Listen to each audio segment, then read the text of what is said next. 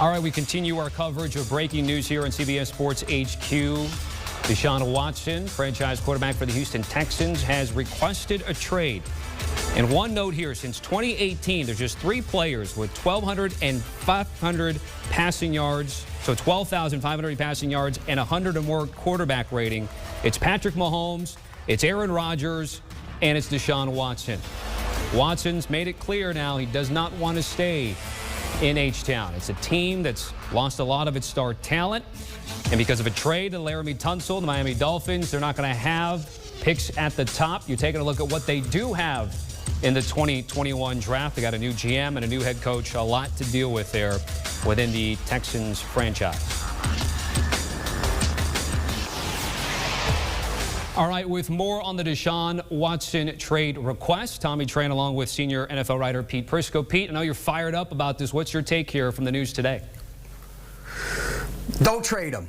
Simple, real straightforward. Do not trade a franchise quarterback, no matter how mad or angry he is with the organization. You don't let him get out the door. He's one of the top 5, 6, 7, 8 quarterbacks in the National Football League. You do not trade that. You don't allow him to go to another team. What are you doing if you trade him? Look, he's not happy. I get it. He doesn't like the Jack Easterby situation.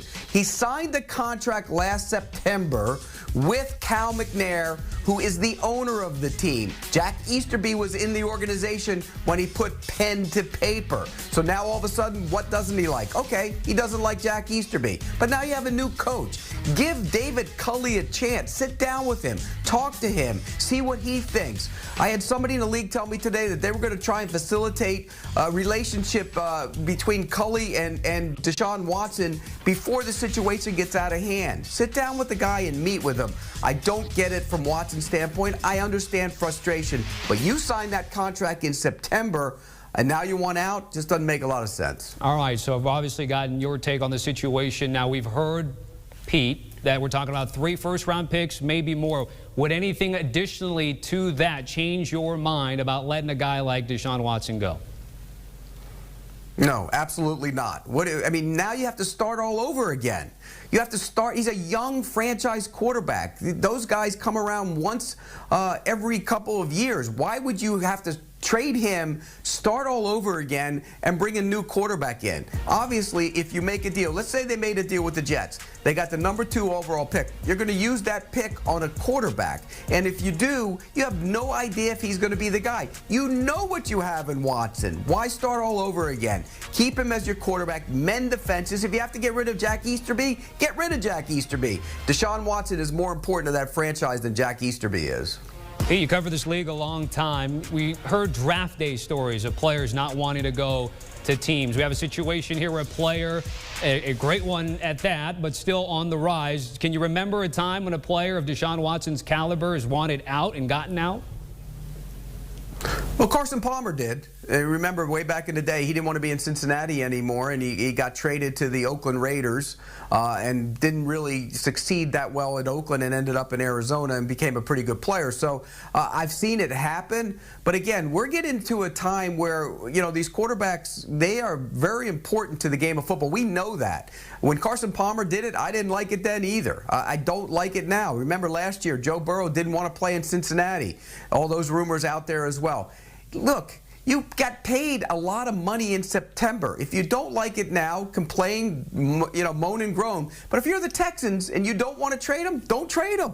I wouldn't trade him. What, just you're not going to appease him just because he wants out? Try and mend fences. Give David Culley a chance. David Culley's been around this league a long time. People respect him. They like him. They say he's a good man and a good coach. Sit down with him. And then if you don't want to play for him, obviously there's an issue there. For some reason you don't like him, then maybe you try and get out. But at least let it try and become a relationship that can work. I don't understand it. I wouldn't trade him. I'd sit there and say, if you're not playing for me, you're not playing.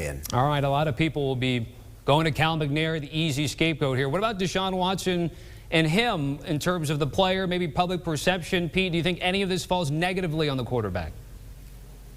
No, I think he's frustrated. I understand his frustration. They are over the cap. They have to cut players to get under the cap. They have a bad situation in cap room. They have a bad situation when it comes to draft picks. I understand his frustration. I really do. and I would probably do the same thing if I were him. The problem is I'm on the other side if I'm a general manager and I'm looking at this and I have one of the 5, 6, 7, 8 best quarterbacks in this league. He's not getting out the door. I paid him in September because of that very reason. I'm not allowing him to get out the door. He is my quarterback. Either he plays or he doesn't. All right, before I let you go, Pete, you've seen these situations before. What will you be looking out for in a situation like this one? Well, I want to see if they actually follow through with it, but I want to see if he does sit down with David Culley and they try to mend fences, if he still feels the same way. Because if he feels the same way, then it's much more than just, with the head coach and who would be the head coach. Bottom line is, you don't play for Jack Easterby. You don't play for Cal McNair. You play for the coach. And any player you've ever talked to says, look, my relationship with the coach is the most important thing. It's not with the cap guy. It's not with the owner. You'd like to believe that you have a good relationship with your owner, but it has to be with the coach. So let David Culley come in, sit down, talk with him, and then maybe cooler heads will prevail. Pete Prisco with the very latest there, and Deshaun Watson with his trade request. Pete, certainly appreciated as always here on CBS Sports HQ. Again, Deshaun Watson cut him out of Clemson, and great prospect, and he has fulfilled that and then some in terms of being one of the premier quarterbacks in the league. They've gotten younger. He's one of the best, but right now the situation in Houston not good, so the quarterback wanting out. We've got a lot of questions. Jonathan Jones has some answers here. Our insider joining us here with the breaking news. Not all of them, but as many as we can. JJ, what's the latest here? What more can you tell us? Listen, I mean, Deshaun Watson's not going to be a Houston Texan anymore. This is the point of no return. And I talked about it on this program last night when the Texans made their David Culley hire official, that Deshaun Watson was on the precipice of requesting a trade, but hadn't yet said it. And that's the difference. Now it's out there, and there's really no going back from this point. He has the no trade clause, and listen, I understand that he's under contract, and what's he gonna do if the Texans don't trade him? That's an old football, old school mentality. That's not how things work anymore. That's not how these megastar players work anymore. He's going to be traded, and the Houston Texans, if they can put their ego aside, and that includes Cal McNair and Nick Caserio, and realize that they have a high value, high performing asset that a majority of the NFL wants, that is not going to be performing whatsoever for them in 2021. And we can get into, if he violates his contract and how much they can fine him in training camp. They don't want that. You don't want that as a team. So you're going to need to trade him, and you're going to be eating a whole lot of cap, a whole lot of dead cap. Once they trade him in 2021, they're going to be eating about $21 million in dead cap, and that's just going to continue. But the new team that he goes to, well, they are going to enjoy, at least for 2021, in a year where the salary cap is going to be as low as $175 million, but probably somewhere in the 180s to 190, depending upon how much cap rollover a certain team has. Well, Deshaun Watson's cap hit in 2021, despite his huge deal, is only about $10.5 million for that new team. So that means that a number of teams can very well work him in under the cap. 20, 25 teams. I mean, we can really stretch this out. So now you're starting to look around. Okay, where can he go? And obviously, the number one spot that everyone was talking about weeks ago was the Miami Dolphins, but you can start looking around. He enjoys New York. The Jets, obviously, with the number 2 overall pick, who could offer as great a deal as the New York Jets? There's no one else. Would Deshaun necessarily want to go to the Jets and play for that organization? Maybe not. You start looking around elsewhere, though. The San Francisco 49ers can very easily get out of the Jimmy Garoppolo contract. They've paid him most of his money. The dead cap is really about $2.5 million in 2021, really about $1.5 in 2022. So that's no problem if they want to cut him or probably certainly trade him as well. But Deshaun Watson is going to be able to dictate where he wants to go. There are any number of teams that are going to want him. And if you want Deshaun Watson coming off of a career year, if you believe that he's going to take your team from 8 or 9 wins to 12 to 13 and potentially get you in the conference championship game, then yes, for that quarterback at this age, with that contract, you are absolutely going to trade 3 first-round picks, throw in a second, maybe a third. Going to have a player in there, potentially a quarterback, potentially a pass rusher that the Houston Texans desperately need, sure. But you will do it for a player like Deshaun Watson. Jonathan, you laid out a lot there, and so you say that it's not going to be a situation where Deshaun Watson is going to stay in H-Town. So let me ask you this, right? Because Caserio and Culley just got there. So what does this signify for the franchise and specifically owner Cal McNair? Well, Houston knew that things were very tenuous with Deshaun Watson. And I've been reporting for weeks that Deshaun Watson, really the only chance that he was going to stay in Houston was if Houston hired Eric Bieniemy. And I'm not entirely sure, and I've written this, that even that was going to be able to keep him in Houston. So it's no disrespect or shade, as the kids may call it, to David Culley or anyone else that the Texans may have hired. Really, this started months ago with owner Cal McNair and just a deterioration of trust from the front office to Deshaun Watson. He found out on social media while he was training with his personal quarterbacks coach, Quincy Avery, that they had traded DeAndre Hopkins, his top target. Didn't really let him know. That's the way he finds out. All right, you know what? I got to eat that if I'm Deshaun Watson. But then things continue to happen where you tell me, if I'm Deshaun Watson and you're Cal McNair, that we're going to involve you in the GM and head coach search. Well, first of all, Cal McNair never had to say that.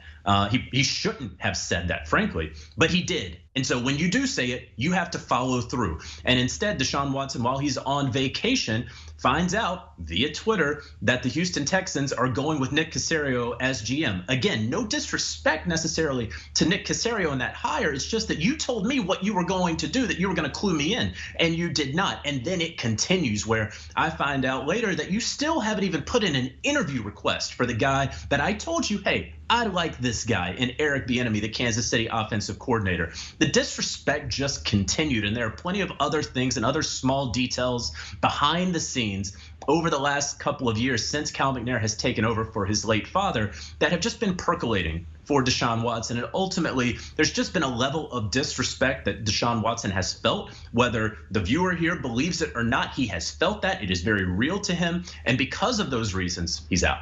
And you actually just ended where I wanted to follow up, and it's really the Deshaun Watson aspect of this. And I think by now, JJ, people understand how we got here. Obviously, any chance any of this falls negatively on Deshaun Watson. Obviously, a team that wants to get him will get him, but in the grand scheme of things, do you think any of this falls on Deshaun Watson negatively?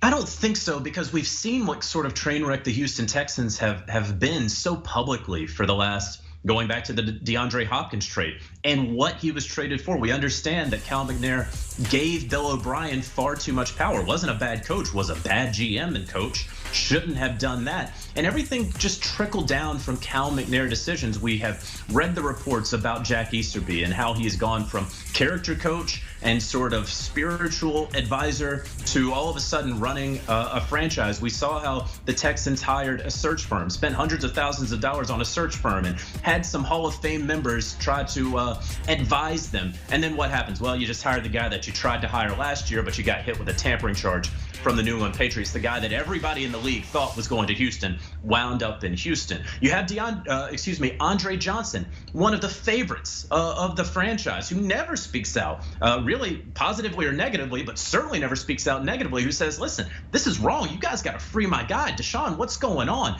Everything has continued. J.J. Watt, 3-time Defensive Player of the Year, really the Texan of the year, going back to all the flooding there. And now he may not be there anymore. This is a mess of a franchise, and this is what happens to bad franchises. Top players don't want to go there. So if the Houston Texans can put their ego aside, they will understand that right now what they need to do is get the best possible deal for their very high performing asset. They need all the value that they can get, and they need to go ahead and tell all of the free agents out there as they're trying to rebuild this team, hey guys, we have a plan. We have this under control. Don't drag this out for a month or 2 or 3. They need to have this figured out going into the start of free agency on March 17th, or else if I'm a free agent, a high value target, why would I want to go to Houston where I know, okay, Deshaun is the quarterback on the depth chart, but I know he won't be there once we get to training camp? They need to get this figured out in the next 8 or so weeks. That's the latest on the breaking news from our Jonathan Jones. JJ, certainly appreciate it as always there with the latest on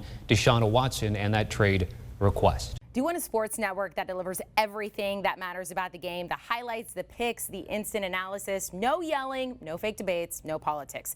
Hit the subscribe button and never miss a moment.